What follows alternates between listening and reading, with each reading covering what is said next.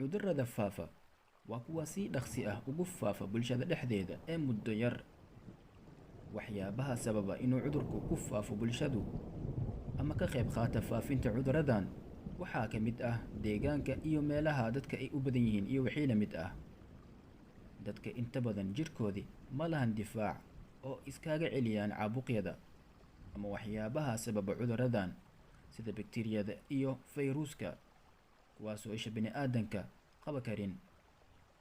Cudurrada faafa marka ay ku fidaan wadamo badan ama qaarado ayaa loo yaqaanaa pandemic ama cudurrada faafa.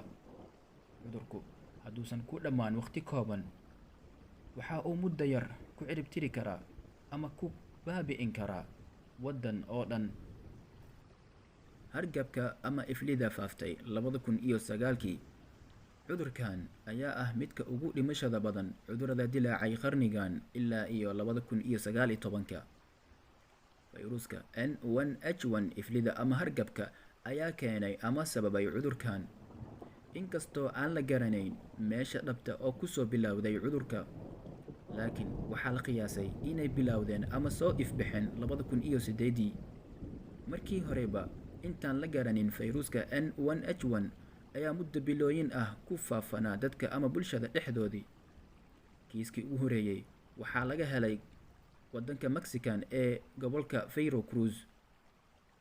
Si kastoo la isku dayay in uu cudurku ku ekaado gobolka dhexdiisii, waxa uu noqday mid aan waxba laga qaban karin, wuxuuna si dhaqsi ah ugu faafay waddanka oo dhan, wuxuuna usii gudbay Mareykanka iyo meelo kale ka mid ah Aasiya iyo Afrika.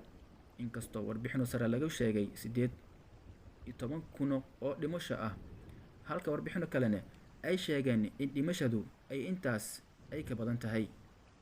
Fayruuska Ebola waa midkii ugu weynaa oo ka dilaacay galbeedka Afrika sanadkii 2013.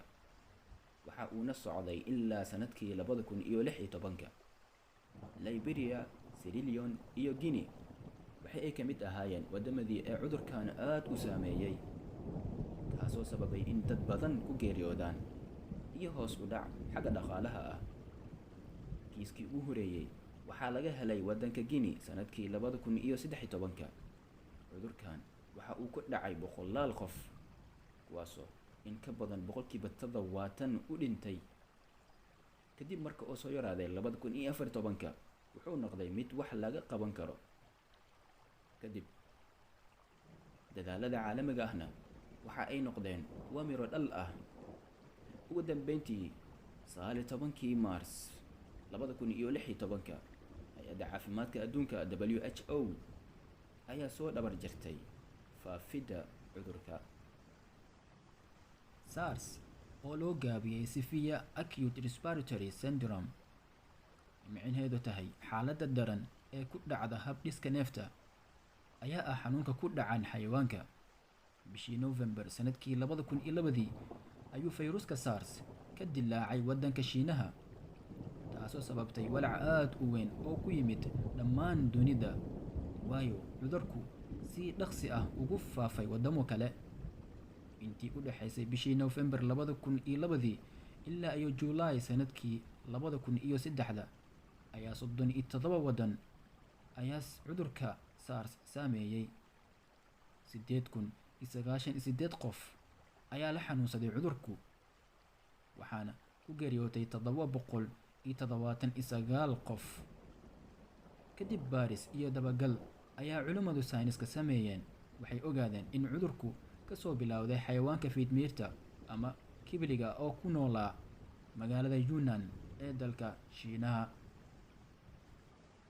Cudurka qoorgooyaha ee ka dilaacay galbeedka Afrika.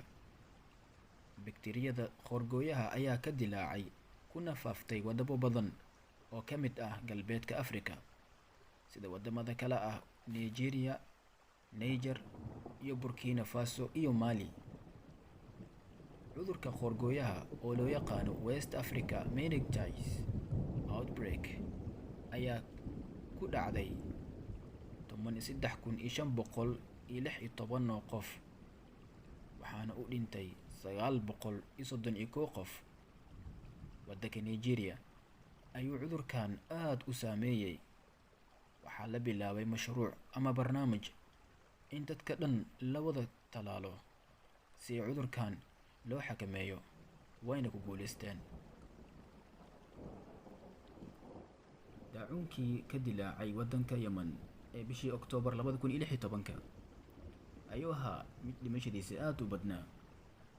bishii Julaay sanadkii 2017 ayaa waxaa la bukaansaday ama la xanuunsaday 269,608 oo qof ah. waddanka dhexdiisana waxaa ku dhimatay 1,614